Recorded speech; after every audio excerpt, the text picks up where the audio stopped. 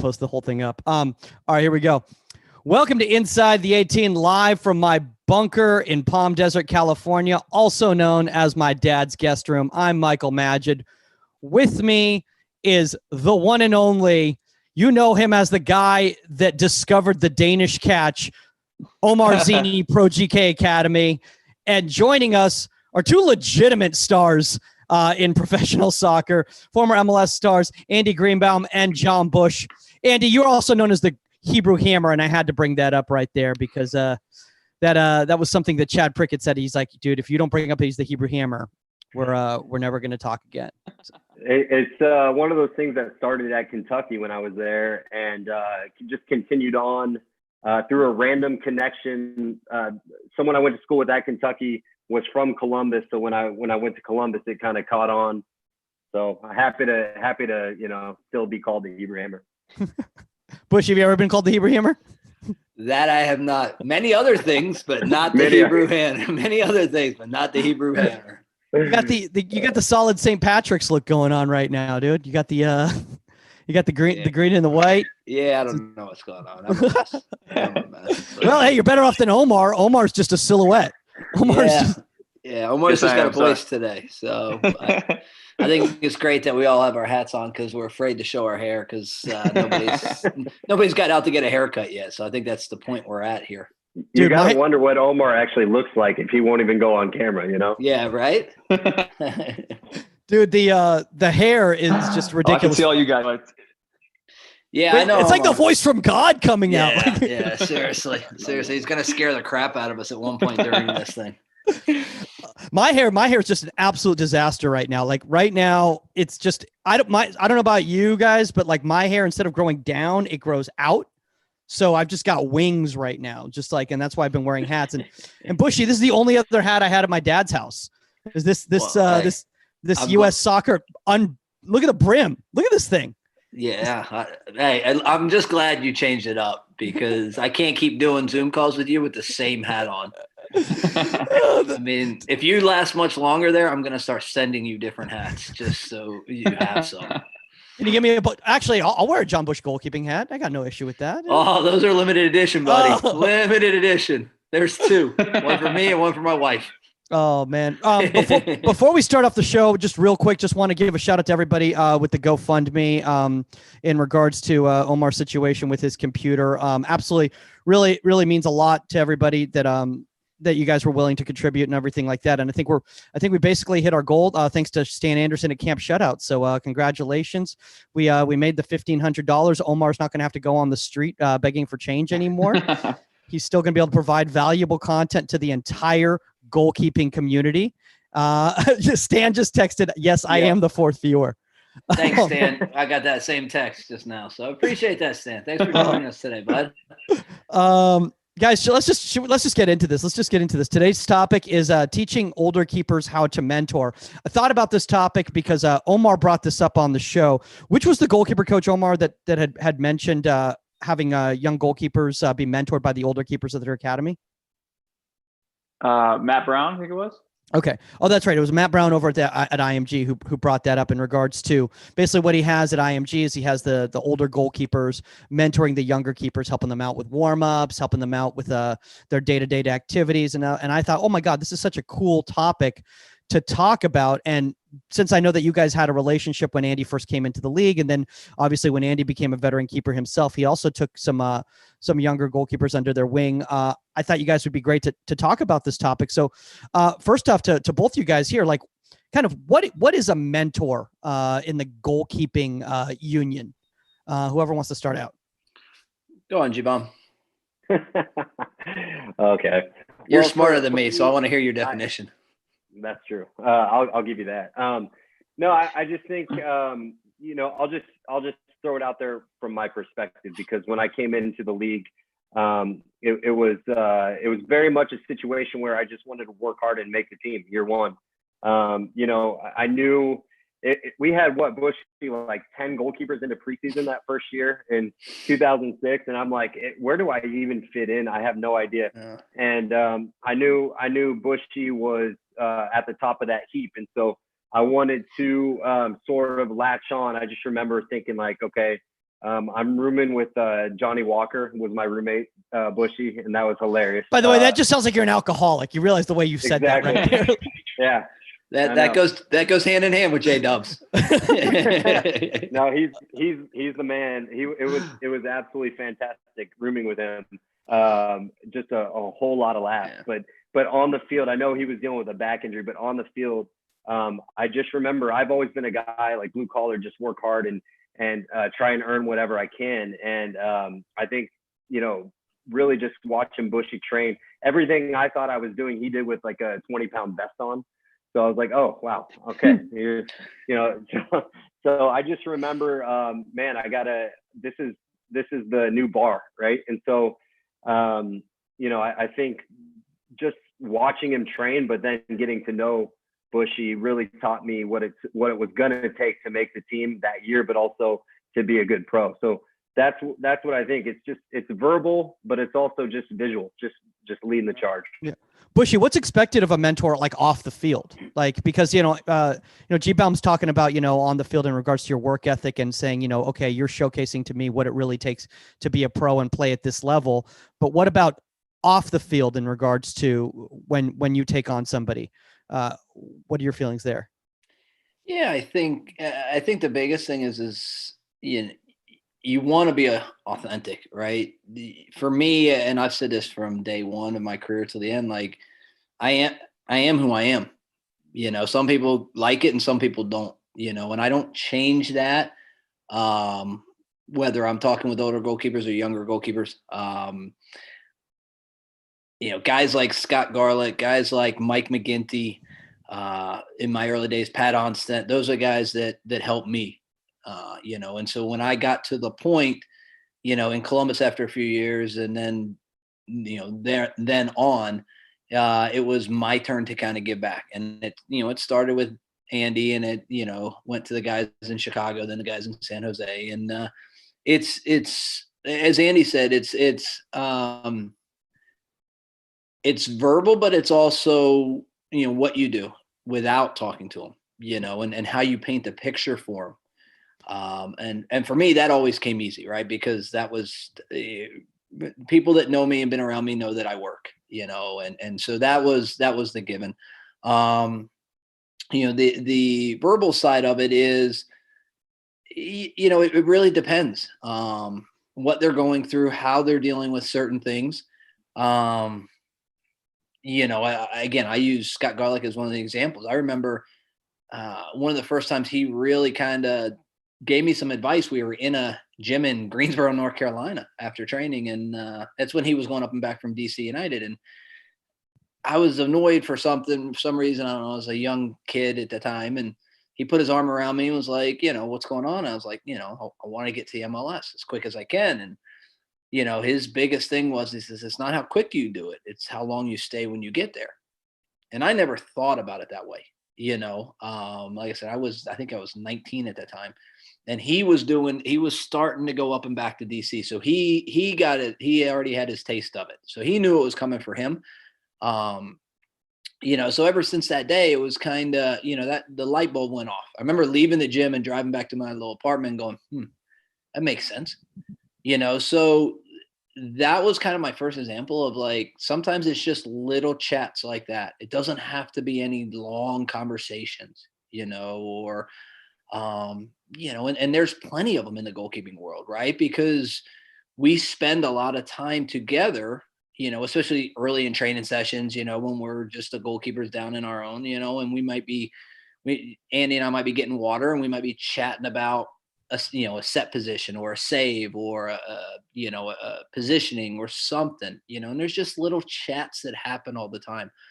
One of the ones that I really enjoyed, once I left Columbus was JT over in San Jose. JT started training with us when he was 15.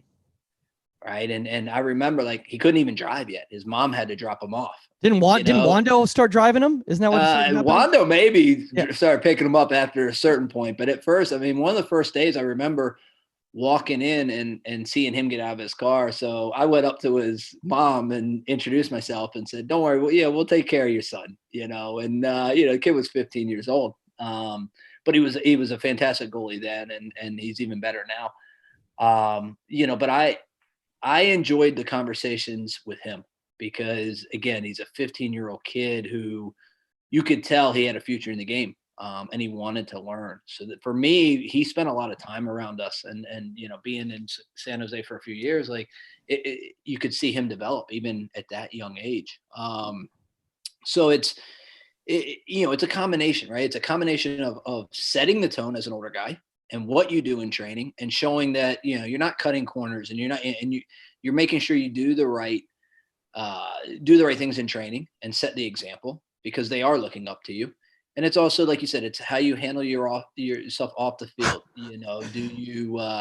Do you get your gym work in? Do you recover when you need to recover? Do you and do you treat people properly? That was one of the, that was for me one of the bigger things too, is like, this is just a game, and there's an outside world. And then B, we're just one little piece of the team. And so that respect that has to go around the team, there's going to be issues, right? There's going to be times where, I'm yelling at them, they're yelling at us, but at the end of the day, like, we have to be in it together. And so that was another part that these youngsters needed to understand, because it's a balancing act, right? Sometimes, and Andy knows this as well as anybody, sometimes you need to kick them in the ass, and sometimes you need to pat them on the back. Yeah. And you need to know when to do what. And sometimes you need to know when to turn Jon Busch off, which is impossible to do, actually. Wow. I can go eat lunch. No, dude, because I just got this message right now, and this is great. Darren McLeod just commented, and he goes, "John, there's no way you and Andy were chatting about the game when you guys grabbed water together between drills." It's probably true, but plenty of subject matter. That's the bottom line is. But that's that off the field. That's that off the field camaraderie, right? It's not just about goalkeeping, and I think that's something that a lot of goalkeepers need to understand, or goalkeeper coaches even need to understand this. And Omar, I want to bring this back to you because you've been in the college environment, that sort of thing, and you've seen freshmen working with seniors and all that sort of stuff. And a lot of times, a lot of goalkeeper coaches get mad that guys are chit chatting about stuff that has nothing to do with goalkeeping. And why is it important to kind of find that balance? No, I think a lot of the guys, they see each other in the training room. They're doing rehab together. Some of them even have classes that they need to take together. So for me, it was just about letting them be themselves when, they came to stretching or they got water, just letting them be humans and just friends at like the core thing of all of it. And then once we stepped in those lines and once we started the session, then it was about being, business oriented and making sure that we had a specific approach to make each other better. I think that was the tough part too, because you could see sometimes where the freshman service unfortunately wasn't as good as the senior service. So the senior wasn't getting the service he needed from the freshman. And you could tell there was some animosity at times, because obviously when you're competing for a spot and you feel like someone may be sliding you in some way because their service is not right and they're trying to make you look bad. As a coach, I had to kind of step in and, pull both of them aside and say, look, I understand what is kind of happening at this very moment, but I need you guys to figure your crap out, figure that stuff out now. And for me, it was good to give them the platform to speak on what they felt the other goalkeeper was doing. They hashed it out, and boom, we figured it out from there. So I think that open communication from the coach to allow this kind of growth of a friendship to happen, I think that's important too. Yeah, no, I think that's extremely valuable. And now I kind of want to talk about the fact that a lot of people who are listening to the show, they work with youth keepers. And we were talking about what Matt Brown was saying at IMG about the working with the younger keepers there, the older keepers. So I kind of want to ask you guys there, G-Baum and Bushy, at what age do you think it's capable for someone to start taking on a mentoring role? Is this something that you have to wait until college or the pro game, or can a 14-year-old start taking a mentoring role? I think that's a fair point. I have kids that are a little bit older, in high school that just want to be around, hey, can I stick around and help out in this session? And I think they're just, they're wired that way. So I absolutely let them kind of step in and either help serve or just make little points and just kind of learn how to be a mentor. And I think that's important. It can happen as early as, as freshman year of high school, if you have a kid with the right mentality and that's been around you long enough. And then other kids are just wired during their sessions. They're just wired to be vocal, and those are the kids that I like the best. Yeah, I'm one of those guys. I mean, Bushy and I, we had this conversation in regards to why Bushy used to chew so much gum during games, and he's like, well, first off, I talk a lot, so the voice gets sore. Bushy, anything you want to add to that? Big Red, right, Bushy? Big Red. To my gum chewing? No, you're absolutely yes. Big Red. Big Red was my gum of choice for my entire career. No, what kind of roles do you give your older kids, at your program? I agree with Andy in the fact of there's not necessarily an age. You can't say hey, at 15 they're going to be mentors, or 19 they're going to be mentors, right? Because there's so much that goes into it. And you might have a younger kid who, like you said, is outgoing, who understands, and he may talk to some of the kids that are, even younger than him, and, and vice versa. I try to do it here with the fire goalkeepers, especially on the DA side. We've got some very good older goalkeepers, and I try to not pair them up per se and say you need to work with him or that sort of thing, but hey, Omar, I'll kind of mention it. I'll kind of mention it to some of the older guys, especially when we have new younger kids coming into the club. Right. Cause I'll say to, I'll say to one of the older kids, this gentleman, Holden, who plays for our 19s, hey, Holden, spending a little extra time with him, and just to try to make them feel part of our group and that sort of thing. And it's twofold, right? It's twofold. It helps the youngster feel more comfortable, but it also helps Holden because here's a kid who's going to college soon, and so he'll be right now. He's at the top of the, kind of pecking order for us, but all of a sudden he's going to be at the bottom of it when he goes to college next fall. And so he needs to understand the dynamics of both sides. And it takes some time, again, I think, Omar was talking about in the college game. I think every time you go, right, you go from club to college to pros, that sort of thing. You start at the bottom, you work your way up. And then when you make that next jump, you go back to the bottom again. And you got to work your way back up a little bit. So it's, it's kind of interesting. And, I love it. I was going to say, look at this guy's unbelievable. So, but again, for me, and your buddy wrote in earlier, joking about it, there were times in my early days where I didn't really talk much in training at all. And it was, during goalkeeper training, right? I mean, if we're playing a game or scrimmage and that sort of thing, I was always communicating. But there were times in my early days where as soon as we walked on the field and we were into goalie training, I was so locked in that I may have a word here or there, but I just, and it wasn't, I didn't like the other goalkeepers or anything. It was just the way I worked, and then as I got older, and I started to realize I had established myself a little bit. And then, guys like Andy and Alex Kahn in Chicago and JT. And, I started realizing I can give a little bit back to these guys, and so it becomes, I don't know if it's a confidence thing, but it's almost like you become secure in who you are. Yeah. And yes, we're competing, but it's not a threat. I don't want that to sound wrong, but you just become secure in who you are and your ability. And you say, I want to help these guys because they're good guys. Yeah. I think that's a really difficult thing a lot of times in regards to just emotional growth from a goalkeeper. I mean, you're talking about that, that development of a person. We talked about it with IMG, in regards to an adolescence is such a transitional phase, but just having that security within who you are, because it's such an insecure time. A lot of times people are just insecure. It's oh, well, if I'm helping him out, what are people are going to think about me? They're going to think I'm weak because, this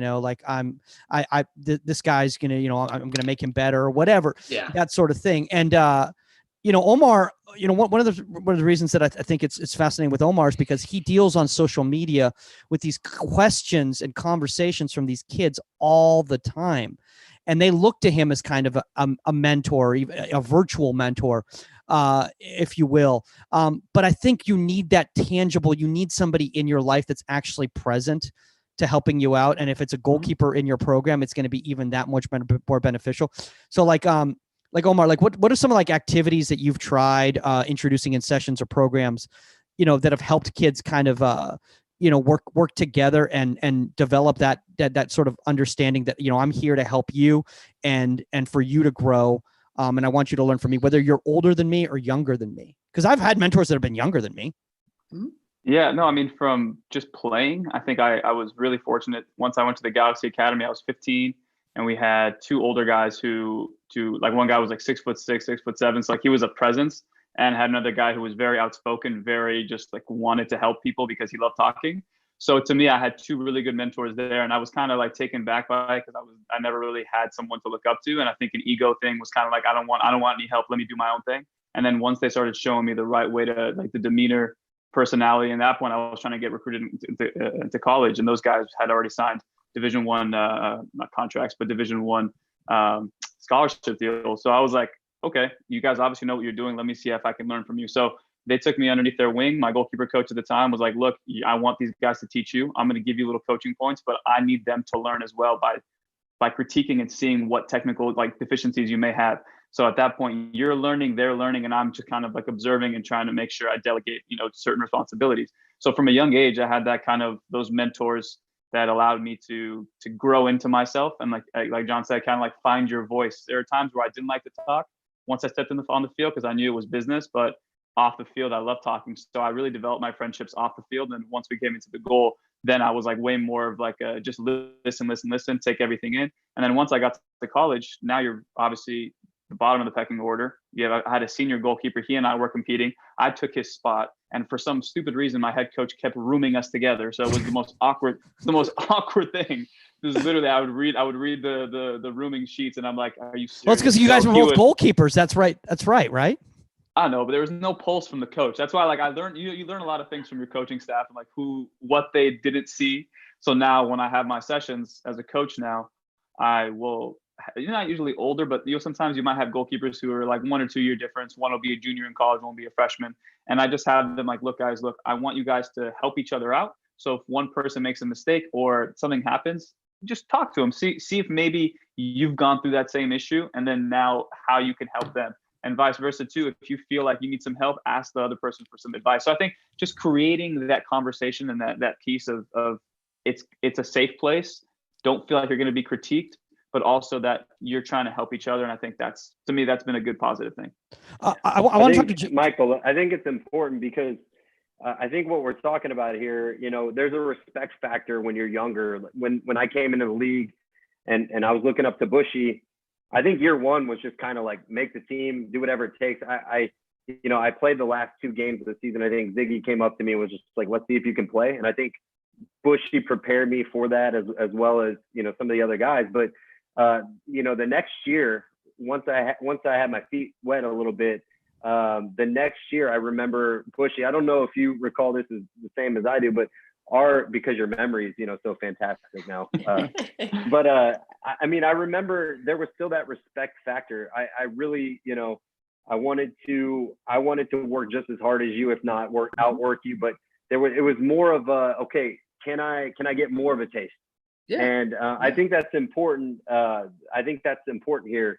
There can be that respect, but also if you're going to make it, you have to be okay with jumping. You have to be okay with taking that leap. And I think Steve Clark. I interviewed Steve Clark of Portland, and I mean that guy has just this ruthless mentality, which I kind of respect. I really do. I think he just wants it, man. And so there's got to be that mutual thing where you're just not afraid. And Bushy, that preseason, man, I think that might have been the greatest preseason stretch of not only training but games. I think any 2 goalkeepers that put on. I just remember we didn't get beat much that preseason. No. I don't know if it was great. Yeah, no, and I think you're right. I think there's, at the end of the day, only one goalkeeper can play, and so once you get the taste, like you did that end of that first year, I think that was maybe the first year I did my knee, if I remember correctly. Yep. So now you got a taste. So yeah, and I think the key to that is, I knew that he wanted more, right? I didn't need him to say that. We're all in those situations as goalkeepers, right? And it doesn't matter if you're the senior guy, the younger guy, whatever. We all want to be the guy. It's how you go about your business is the key, and for me, I mean, look, I knew that. And I think, thinking back to those times, I mean, like I said, I had come off my knee. Johnny was dealing with his back. I can't remember if Will was in by that time or not. We had Bill Gaudette as well. We had like 6 goalies in camp. Like it was crazy. It looked like, a goalie camp. It was that nuts. But Columbus presents Camp Shutout. Yeah, pretty much. But I mean, we all knew, like, everybody wanted it, depending on who was healthy. And 1 or 2 of us might not be there, towards the end of it. But at no time, J-Dubs was awesome. Will was great. Bill Gaudette was, everybody got on, so there was never any issues. I mean, I'll be honest, in my, 21, 22, I've only had 2 guys who I was like, man, these guys are hard to get on with. I've only had 1, and that person was in preseason with us, actually. Okay, then. All right, then. All right. You didn't. Look, so you basically eventually I got traded. Okay, like good Lord. Now you got. G-Bomb, you realized you just made it 1 in 6 people right now. Yeah. It narrowed it down already. It's not very anonymous right now. By the way, shout out to everybody who's found. Shout out to everybody who is watching, though. Shout out to everybody who's found the YouTube link. Subscribe on YouTube in case this ever happens again. Find the YouTube page, and it'll make it a lot easier because it'll just come up in your notifications. It says, like, Inside the 18 is live on YouTube, and you go, oh, that's where they are right now. So that'll happen. Speaking of mistakes, go ahead, Omar. No, I think when it comes to, like, the mentorship, I think, as well as, like, just the goalkeeping culture within a club, if, like, one person, like, I'm not sure, Andy, who you're talking about, but if one person's toxic, then it really can kind of not sink the whole ship, but all you need is one person to say something, a backhanded compliment or something that, like, or just something that's very ill-willed or something negative that will bring somebody else down. So I know I had in college, there were times where we had another goalkeeper, he and I were competing, and there were times where he always felt that he was better than me, and he would make comments in training sessions, like counting how many small-sided games he was winning and putting up his stats in real time. And it was just one of those things that was just, like, so uncomfortable, because I'm like, yes, I know we can compete and I get it, but when you start making certain comments that kind of, like, bring the mood of everybody and, like, the negativity is tangible, then it gets weird and it gets really hard to not even have a mentorship, but to, like, I'm not trying to help somebody who's being negative towards me in sessions. Does that make sense? Like, I'm not trying to, like, of course I want to help you be better, but there's no reason you're giving me absolutely no reason and enjoyment to try and help you, because I know that I'm going to look like a fool if I'm trying to help somebody who doesn't want to be helped by me. So that's, I think it's important too, from the top down. And I think from the coach's perspective too, when you have those personalities, I mean, in college, you don't get paid that much too, right? Like, college coaches don't get paid that much, goalkeeper coaches. So sometimes it may be difficult to take on certain tasks that may be not above your pay grade, but is it really worth it to have those tough conversations with those kids who have 1 year with you and they're going to be gone? So I think it's, like, important to have those conversations as not even a mentor, but as a coach. So, like, I need you guys to get along. I don't care what happens off the field, but in these lines, you guys have to respect each other's, like, will to try and be number one. And if you start having, a bad service or service that's not going to benefit us, then that's it. Like, what I mean? As a coach, you have to step in at some point and really put a stamp on it. I think that's one of the issues, though, a lot of times, is that a lot of times coaches, and I've been guilty of this as a goalkeeper coach, developing goalkeeper coach myself too, where I've tried to, I don't know how to say unorganically. Is that a word? Is that a thing? Unorganically integrate goalkeepers and make them, hey, take so-and-so, you guys will be friends and you'll help out so-and-so. And they're like, dude, I don't like that guy. We just don't get on. Like, and just the chemistry is just not there. And I think that's a huge mistake, because now it's not going to work. So like G-Bomb, do you have, like, any advice? Like, have you ever been in that situation before where, like, coach has been like, hey, you and so-and-so, you guys should make this happen. And you're like, oh man, this is probably not the best decision. I mean, Bushy will tell you, and you guys know just a little, I love to talk. I love the conversation, even in training for me.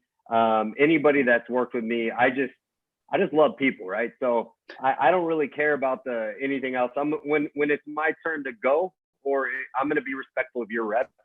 But during my reps, I'm going to work just as hard, or if not harder. But when we're getting that drink, I just want to be light. So I'll pretty much take on that task. The biggest thing I see is with some of the goalkeepers I work with at the youth level, some of their personalities just are not. They're just not the most personable people. They're inverted or introverted. Whatever it is, they're not raw guys. That's okay. But their actions still have to be positive towards others, and sometimes they're not. And sometimes I'm like, look, your vibe, you can tell you're giving off a vibe that is negative to our environment. You're not the only one here. It's some of these kids are not going to be able to serve a ball like you. They're not at your level. That's okay. You still need to be respectful, and that's my job to get you the service that you need, and I'll find a way to do that. So that's kind of what I've seen. Like I said, I'm just the exact opposite of a lot of goalkeepers. I keep everything as light as possible, and I'm just that's just how I'm wired. I love what you're saying, G-Bomb, in regards to the service, because I think service is one of the biggest ways that older keepers can help in the mentoring aspect, if you want to call it, or a leadership aspect in a session. Because a lot of times the older kids, they're just trying to kill the ball. And look, I mean, we're all competitive and we all want to have fun and we all want to score and stuff like that. But sometimes I have to set them aside and be like, hey man, just imagine if you were in the goal right now, like place it somewhere where they're going to be successful. Like guarantee you in the long run, it's going to be better for you. They're going to give you better service too, because they're going to remember that you were the dude that gave them that ball. And they're going to be like, oh man, I really want to show that I can give them a good ball too. Bushy, do you agree? Yeah, no, I think again, they have to figure. Well, first, I agree with what G-Bomb was saying, and then second, I think they need to understand that there's a purpose for them in every drill, and there's always something you can get out of it. Even if we got an older kid working with a younger kid, there's something you can get out of it, and sometimes you need to explain that to them, especially at the youth level, because oh my gosh, I got to train with these kids, or that kind of thing.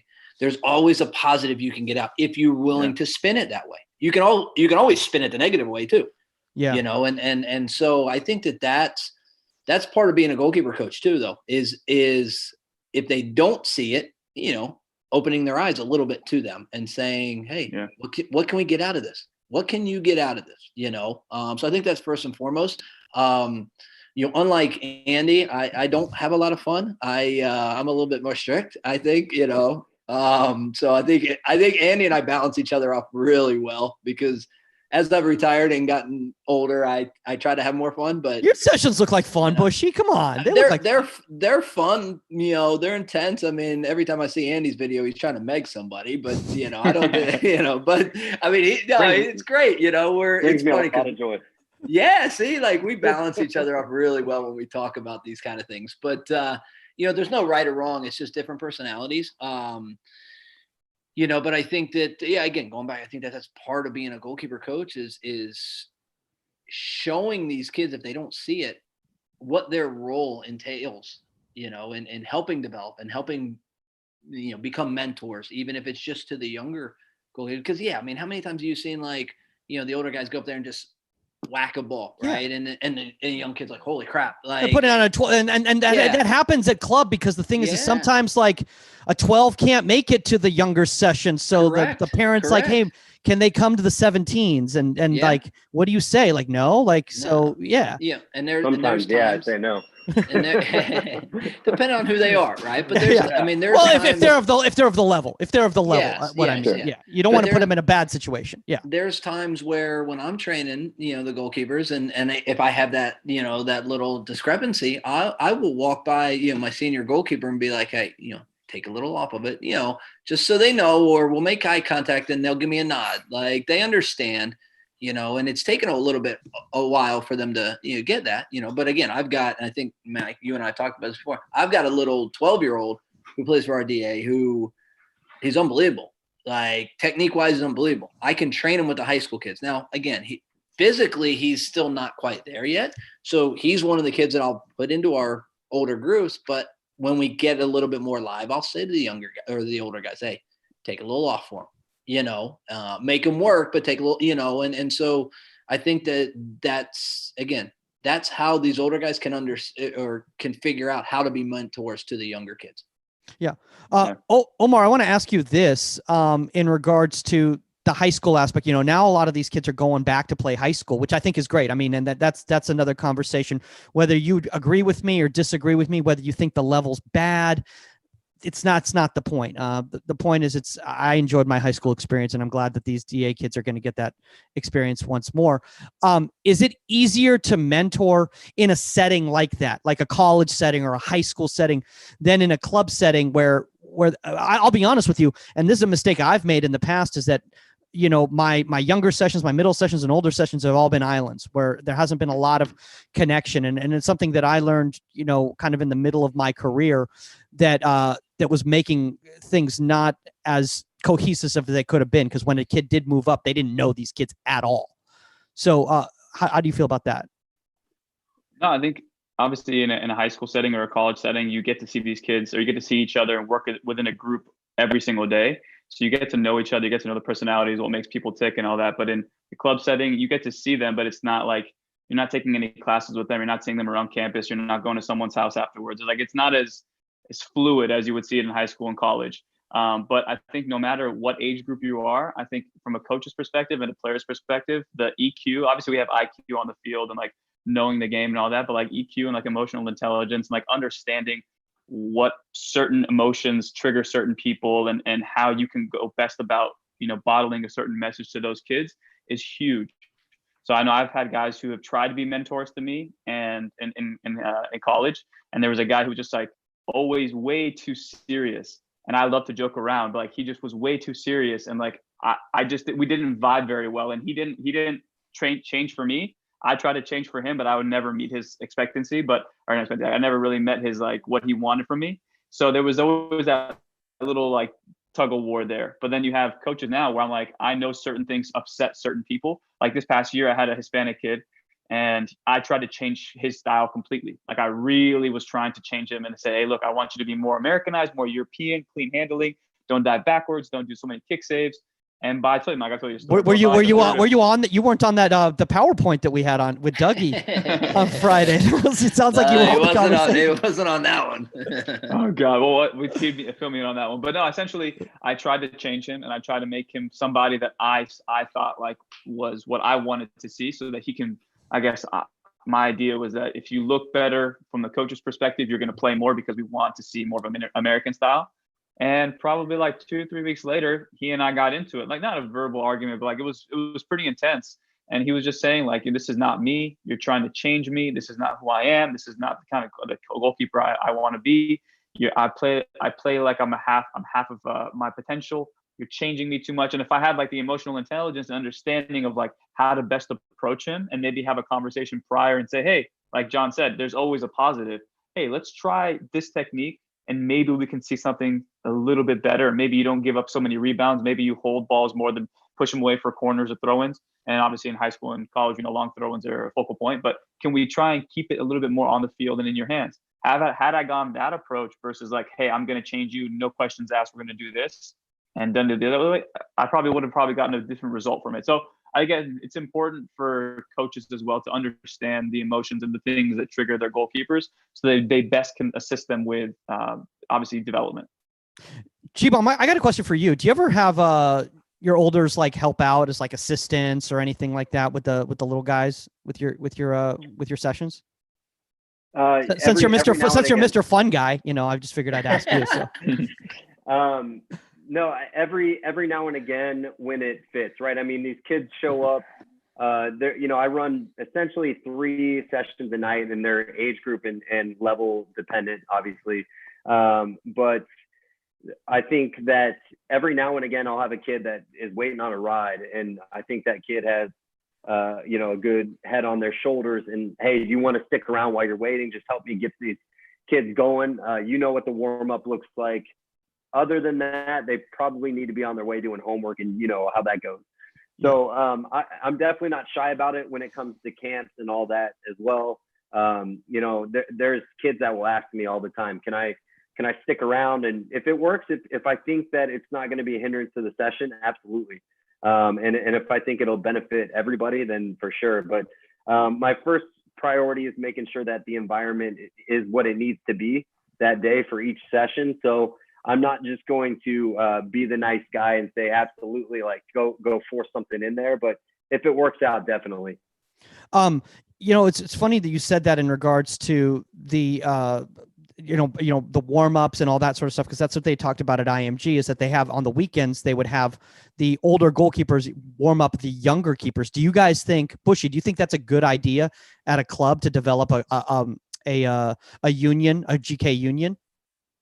Yeah, absolutely. I mean, that's just one example of what they could do, and they think that's a good idea, and it works for them. So, and sometimes too, depending on the situation, the goalkeeper coach might be busy at another game with another team warming somebody, so he may not be able to get over there, so there are times where you do need to rely on the older goalkeepers to, maybe it's just the first part of it, right? Of just getting them loose. So by the time I do get over to that field, I do that quite a bit during trainings during the week in the DA schedule, because the way we're set up is, I get the younger kids first. So I've got, depending on what the coaches want, roughly 45 minutes of goalkeeper work. And then I send them to their teams. And now I'm walking around and coaching them within their, team environment. By that time, the older guys start showing up. And I will tell them, look, when I'm done at whatever time it is, 7:00, when I walk back over, you guys need to be warmed up. So the responsibility is on you, and I'll pick one of them specifically each week. When I see them walk by, I'm like, hey, you're in charge. I want everybody warmed up by the time I get back over there so we can start into the session. So you do need, it's good for them, and it's also good for you, because, if not, you're spending the first 5 or 10 minutes of your limited time warming these kids up. Yeah. So. I also think it's important in regards to the fact is that, like, I'm the type of person, and I think all three of us, here would agree with that, or 4 of us. I don't know how to count. 4 of us agree that you want to make an independent goalkeeper. You don't want to make it a dependent goalkeeper. Therefore, you want to know that the goalkeepers that you're training it's resonating and they understand. So if they have to go run a session, if they have to go warm up kids, they know what to do because they know goalkeeping, yeah. And that's my concern when I see it's like waiting for the goalkeeper. When I see these at the club fields all the time, man, kids just sitting around. I don't know where the goalkeeper coach is, deer in the headlights. Like they have no idea what to do. Yeah. It's like, well, that's not a goalkeeper in my mind. They need to take accountability. They need to, if I need to warm up and my coach isn't there, I got to start warming up. Yeah. Or get myself. And so that's part of them figuring out their routines, if you want to call it that. Yeah. It's a mentality. It's a mentality. It's some kids have it. It can be learned, but it's got to be introduced into your environment as a coach. It's your responsibility to make sure your environment is what you want it to be. And so early on, when I started, coaching my own academy and having different age groups, the expectation is, especially for the older kids, that, like Bushy said, these kids are out there. They know where my cones are. They know where the balls are. All right. The balls are already pumped up. Everything's ready to go well before they arrive. So they know what I'm looking for them to do right away. So if I come over when I'm finishing up my other session, it's a mentality in that leadership. So it's got to be taught at first, maybe to some. And they got to know where the streamers are and the fireworks and everything for your session too, right? Right. Exactly. It's expensive. It's expensive. How to play hopscotch and dodgeball. Omar. No, I think obviously when Kobe Bryant passed away, one thing that was apparent was that he really took a lot of these young players under his wing. When, obviously we knew he was like a killer when he was playing. He didn't have many friends. A lot of the guys like Michael Jordan, they didn't like each other. They all kind of hated each other because of his will to win was so like it was just a strong personality that really turned off a lot of people. But as he got older and older and older, he realized, okay, my journey as a player is coming to an end. How can I kind of shift my perspective now and have my legacy continue on? And I think that is, I don't speak for you guys, but I'm sure, like you said, John, like, both of you guys, once you get to the later stages of your career, It's more about longevity of how can my legacy continue to live on. So you shift your perspective of, yes, of course I want to be the number one, but now how can I help these younger kids who are hungry just like I was when I was younger? How can I help them reach their max potential like someone helped me? So do you guys feel like as you guys kind of got into the later stages of your careers, you kind of shifted your perspective of, okay, my job as a goalkeeper and really my personality has grown to a certain point now that I can really help the younger goalkeepers develop? I mean, Bushy, just from my perspective, it might be, I just feel like when I was competing at the professional level, there was a lot of guys that, I worked with some younger goalkeepers in that capacity, but I worked side by side with William Hesmer, who was mainly the starting goalkeeper for a lot of that time until he got hurt. And he had some unreal seasons. And I just knew that unless he did get hurt, man, I might not be getting a look, but that didn't mean, we weren't working side by side every day and having that relationship. For me, I think it helps a little bit. I know I'm going off on a little bit of tangent, but like, I don't think the age matters, being older or younger. I think we touched on this a little bit before, but also I think that, when I was playing as a professional, I was coaching the entire stint. So at first it was to make money because you know how it was back then, the developmental contract, you could apply for food stamps essentially on those things. But so yes, it was to make a little bit of extra money on the side, but also I really enjoyed it. And I think that gave me that perspective of just lending a hand throughout my career. I was always coaching kids while I played. And it just kind of automatically took that into my mentality when I worked with somebody that was starting ahead of me, like William. We weren't afraid to spitball ideas or, hey, why do you do this or why do you do that? But also when I was the guy and working with younger guys like Matt Ramsden, we talked about this a little bit, Michael, but I was the goalkeeper coach for the Crew while I was hurt one year and Lampson was playing games. I would travel, warm him up, go over video. I was the guy. So I just think it was natural for me. That happened to me with the USL team, and back basically they said to me, we'd love to have you stick around. I was like, oh man, well I'm really looking forward to playing. They're like, yeah, that's nice. I tell you what, why don't you really train these keepers? Because I don't know if you guys know at the lower levels of USL, you guys know this. There's no money, so they're like, hey, this guy's willing to stick around. Why don't we have him be the goalkeeper coach? That's how that worked out. All right. I want to talk about this. I want to talk camp setting because I think camp setting is a really good way for older kids to start developing a leadership mindset and how to start mentoring. How important do you guys think working at a summer camp as a younger goalkeeper, older goalkeeper, but younger goalkeeper, and you know what I mean, is to your development as a leader? And this Bushy, you want to go? This is not just a plug for Camp Shutout, okay? I just want to let you go. I'm. It's interesting. It's an interesting conversation because I think things have changed in the world of camps, right? If we're being honest, I mean, I worked for Matchniks for I don't know how many years. I mean, I know I was the youngest staff member ever for Doc. He literally would. I think I was 15 when he first, or 16 when he first hired me. I mean, I was so young, I couldn't actually even have a group because I was too young, but he would literally bring me from camp to camp and I would do every demo all summer long. And I loved it, extra sessions for you. Yeah, basically. I mean, I stayed fit, but it taught me so much, and it taught me how to be a leader, and it taught me, there were, most of the staff were college and pro, minor league pros at the time.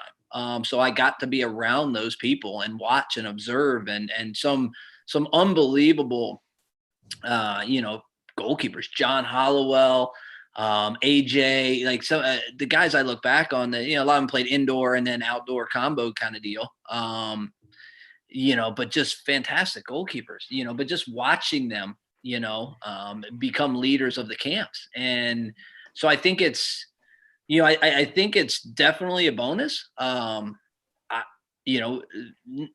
reason why, there's Andy's wife. Yeah. Hello. T-Bomb, do you have to bounce, T-Bomb? Yeah. He's got to go cook her lunch. No, sorry, Jibo, sorry. But right, I think in today's world, like, there's not as many camps, is there? Because the kids play so much now.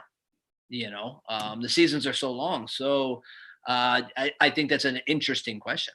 I think it's great for these, these college kids to be in those environments and help coach and because it makes them think about the position. It makes them think about, not just the leadership stuff like we're talking about, but also, what's the right, technique in diving? What does it look like? Taking a high ball. How do you, and then how do you get your thoughts and ideas from your mind out of your mouth to these younger goalkeepers for them to understand. So I think there's many facets of it for sure.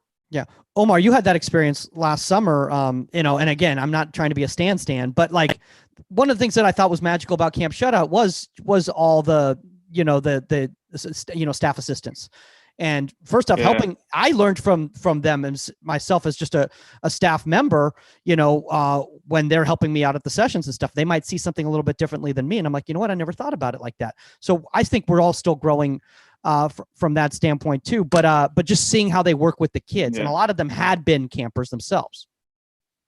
Yeah, no, I think the best part about that was I told Stan he and I were talking about it, and I was saying that like it would be kids would go to sleep and it'd be like 1 in the morning, and all the coaches would be down just kind of sitting around, and everyone would have like a notebook, and we'd just be either playing games or drawing up sessions.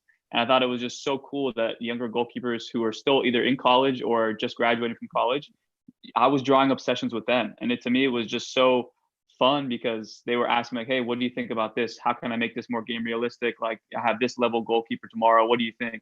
And to me, it was like, it sparked my interest, and it also allowed me to give them my perspective, and then their perspective came to me. So you're just getting different opinions. And I think that was the best part. And then we had 2 or 3 sessions a day. So I remember one morning I had such a bad morning session. I felt so just like defeated. I was like, wow, am I really the coach that I say that I am? And like, did I promote myself? And then I talked to Mike, I talked to a few people, and they were like, look, just get back to the basics. Like, don't overcoach, do this, do this. The next session, which was like 3 hours later, I felt like I redeemed myself. So it was just crazy how fast you can expedite your growth as a coach when you get the proper feedback from people who are like-minded, but also when you can get that feedback and then go apply it within 2 or 3 hours. And that was the camp setting for me as a coach. And I know as a goalkeeper, when I used to do camps, like I would learn something from the morning session, and then in the afternoon session, it would just be regurgitated to me by the coach, and I'd be like, oh yeah, snap, I got it. And then other coaches or other goalkeepers would say, hey, I remember when coach said this, and then I would right away remember it. And within a day, I'm already mastering something or trying to master something that I started the day that had no idea what it was. So I think they're important. And like Jon said, it's tough because everyone's playing all the time, but I think they definitely have a purpose. And Camp Shutout, to me, at least as a coach, was, second to none. It was awesome. G-Bomb, anything you want to add regarding camps? I think one of the problems too is college camps now is taking away that experience. Well, I think camps are more of an ID situation. If you look at it, there's your Camp Shutouts and the massive camps like that are geared towards youth. But once you hit a certain age, you're really just, can I play at the next level? How do I get identified? That kind of deal. I don't run a ton of camps unless it's something to differentiate from my everyday training, because I run year round, right? So I'll do, unless it's different from what they're getting, I'm not going to put a camp label on it and ask for more money. I just don't believe in that. But if like a Tim Melia here locally comes and says, hey, let's run a camp together, that's different, right? We can get more, we can get, we can label that and do some different stuff. So, but I think that's important. What you guys are talking about, having, guys that are in college or just older high school kids that are working these camps, Bushy, like you did when you were coming up, you start to learn the why, and not just what you're doing, but why. I think that's the biggest thing for me, and that helped me out through as even a professional coaching. I'm just getting back to basics. I'm just literally teaching a set position, and in training, that's translating. I'm thinking about these things. Otherwise, I may not be that in tune with it, but I think it's the biggest thing is the why. And I think once you understand that, you start thinking about the game a little bit differently. Yeah. I'll be honest with you. Like, I had some of the kids there, and by kids, I mean, staff assistants, open my eyes to certain different ways of looking at the game that I hadn't thought about before. And, Peter Mella brought this up last week on the podcast, who's, obviously a legend and has been doing this for, more years than all of us combined. And he basically said, he's like, I'm still learning. Yeah. So if he's still learning, then all of us, we can learn from youngers, we can learn from olders, and I think that's really what develops a real mentor relationship between. And I think Bushy brought it up best. It doesn't have to be about what your age is. It's about, your mindset, and are you willing to learn, and are you willing to teach? Yeah.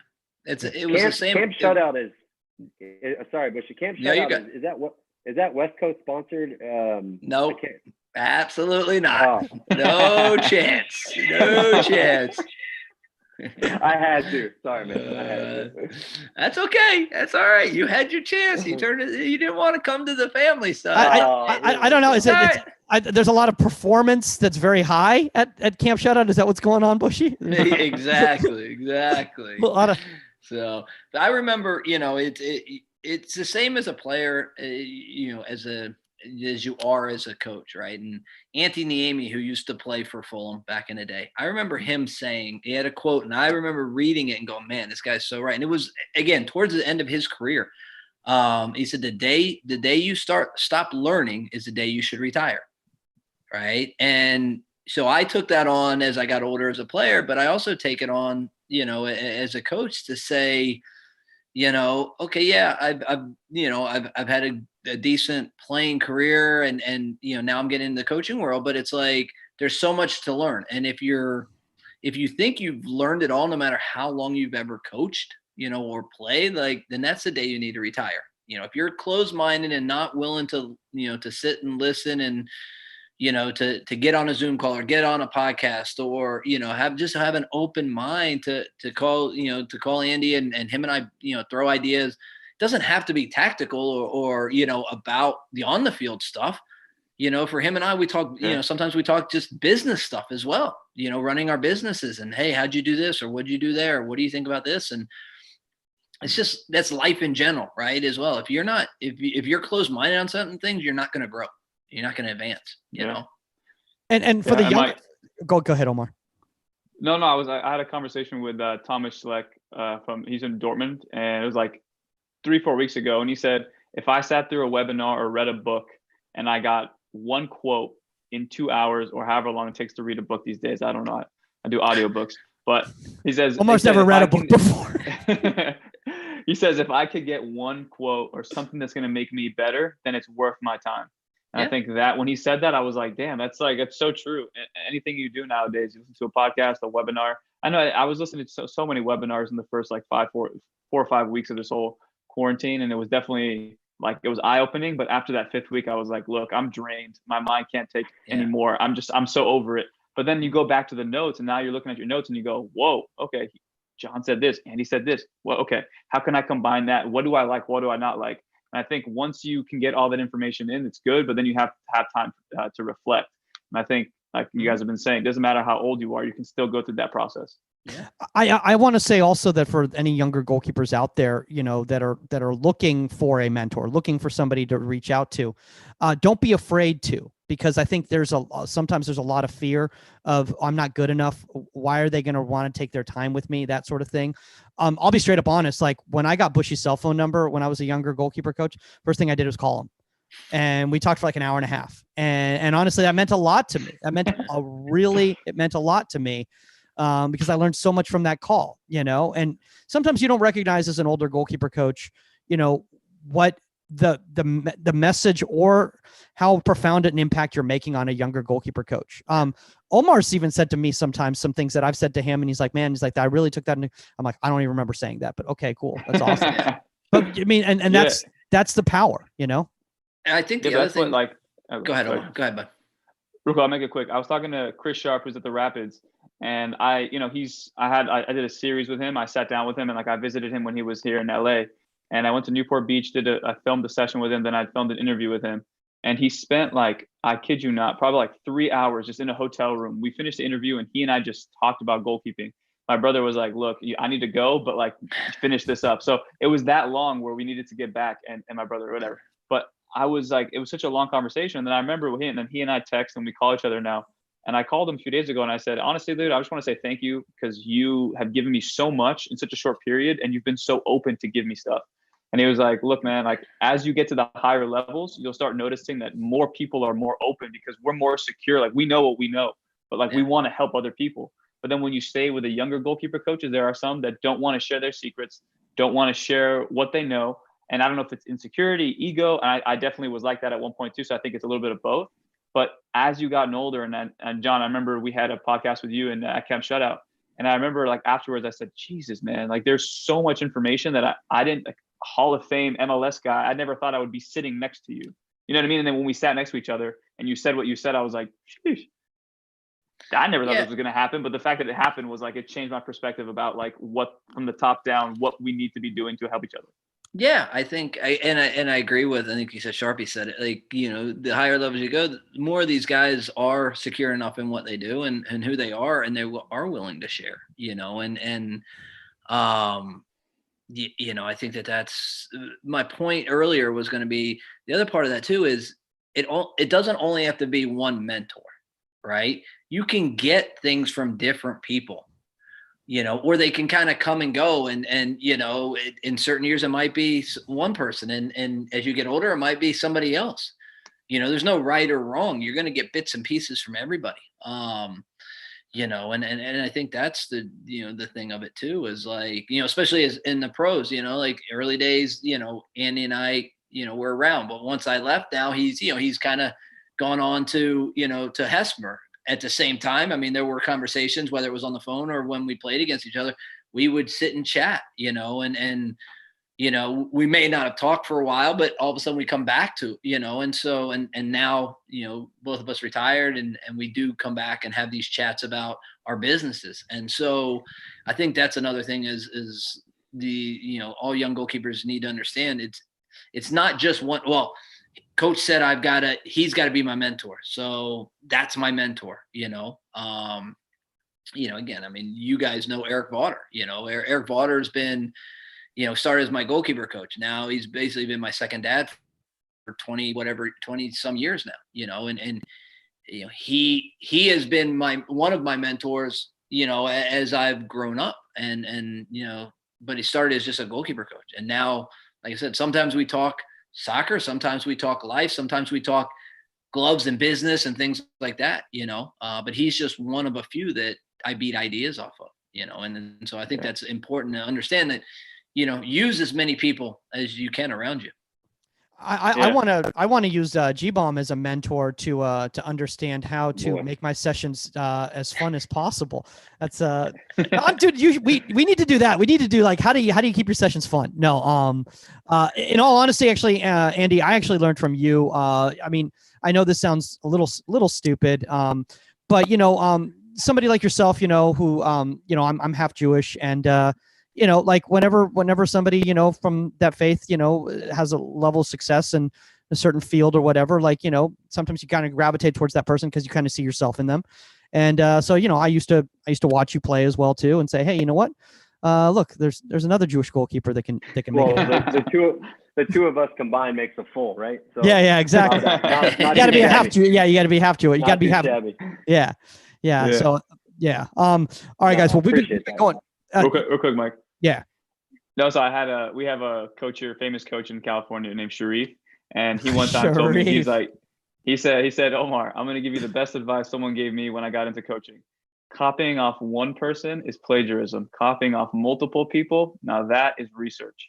And I started thinking, and I was like, yeah, you know what? That's so true. Like, I'm not copying off anybody, but like John ran a few sessions and at Camp Shutout, and I took part in them. And they were a very technical base. And I'm like, hey, maybe I need to be a little bit more technical based, but when do I do that? And like that sparked an idea of like, okay, probably early session, then way more game realistic stuff like you did in your sessions, John. So like I just started taking ideas off of everybody. So I think that's the important part too, is just like you said, have multiple mentors. Doesn't have to be an absolute one person, but your mom, your dad, teammate, your coach, anybody who can give you valuable information, just as long as you're willing to listen, they're willing to talk.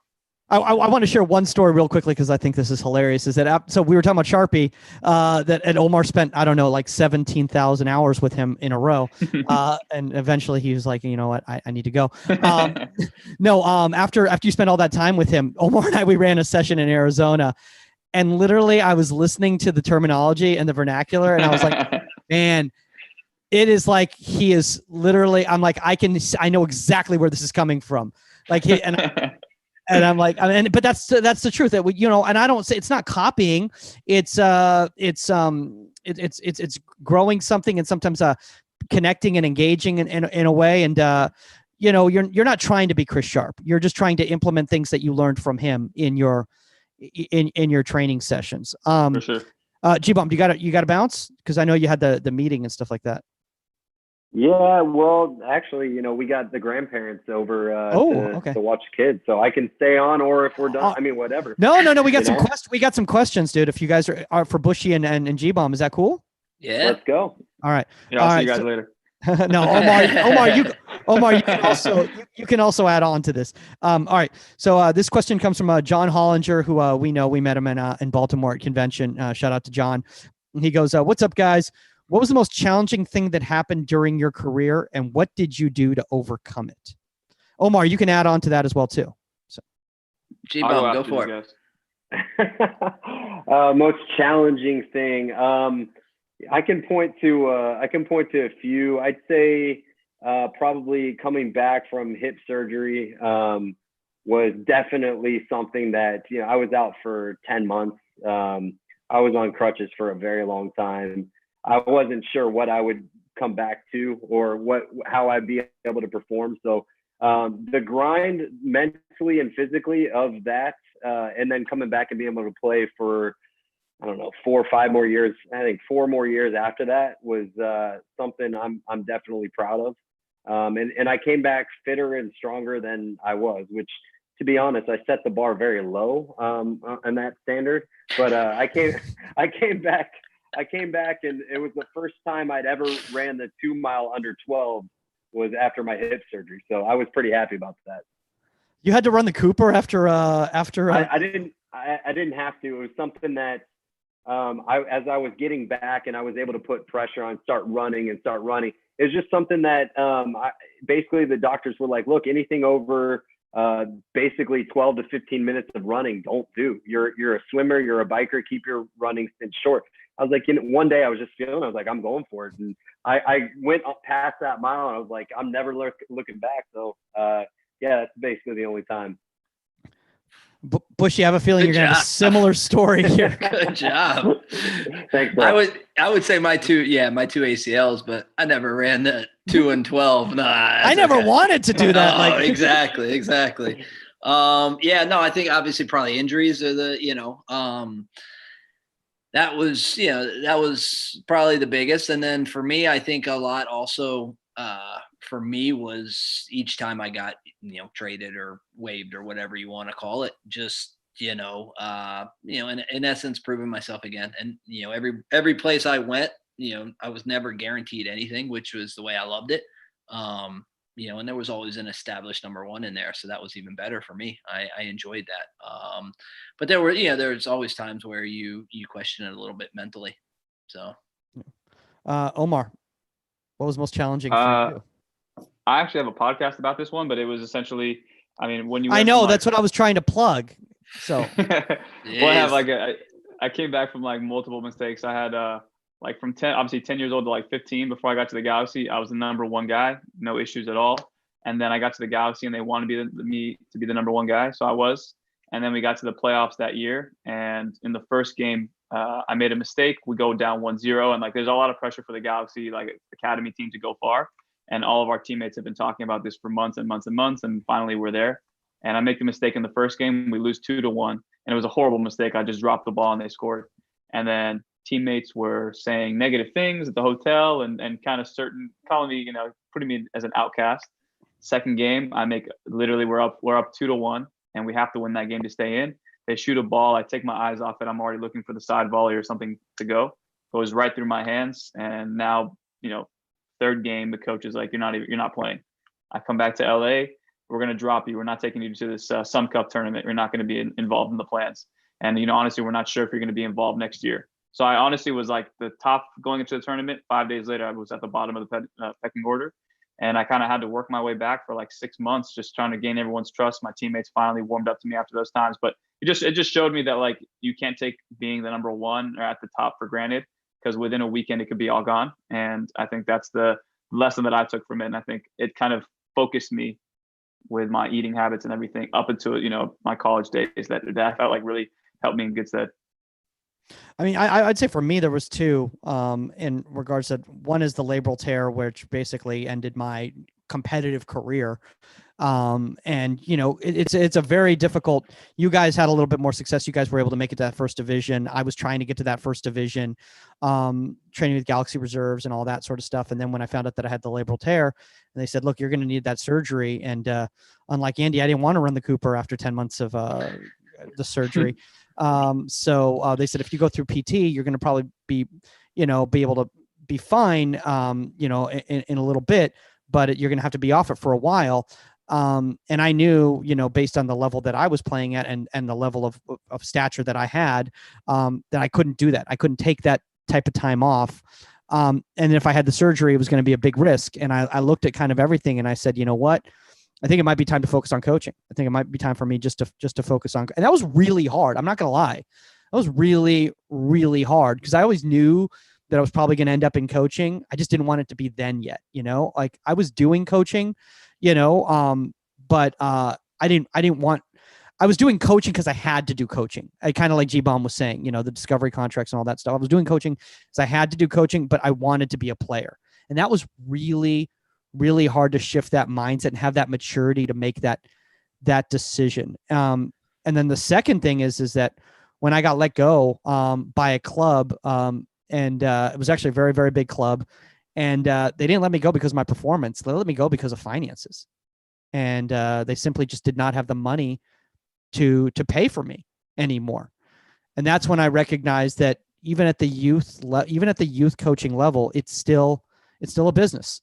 And you can't let what happens to you, traded, released, fired, all that, determine your worth as a coach or a player or anything like that, because a lot of times it has nothing to do with your actual ability. It has to do with circumstances outside your control. And I want a lot of young goalkeeper coaches and young goalkeepers out there to hear that. So, yeah.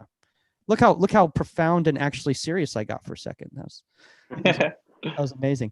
All right, guys, we got one more thing here. It's from Broward, and he wants to go. What you guys were bringing up at the point that every opportunity is a chance to learn. It might even be learning what not to do. What were opportunities you had in the past that you learned of things what not to do rather than what to do from an experience? That's an interesting one. Oh, let's see here. There was, I mean, you can obviously, once you reach a certain level, what to look for technically. How to interact with fellow goalkeepers to create that proper environment. So I got a vibe from the person that I did not name, Bushy, which is not you. I got a vibe of how I knew I didn't want to, or how I didn't want that environment to look anyway.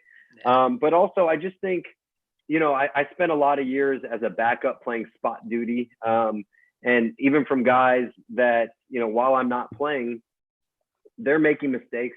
You can't just be like, yeah, look at me, put me in. I'm ready. Do you see that? You have got to take that in and experience that with them, because you're going to be there one day. I mean, there was plenty of times where I've given up goals that you just, like, man, I do not want to go in the video room the next day. And it's part of it.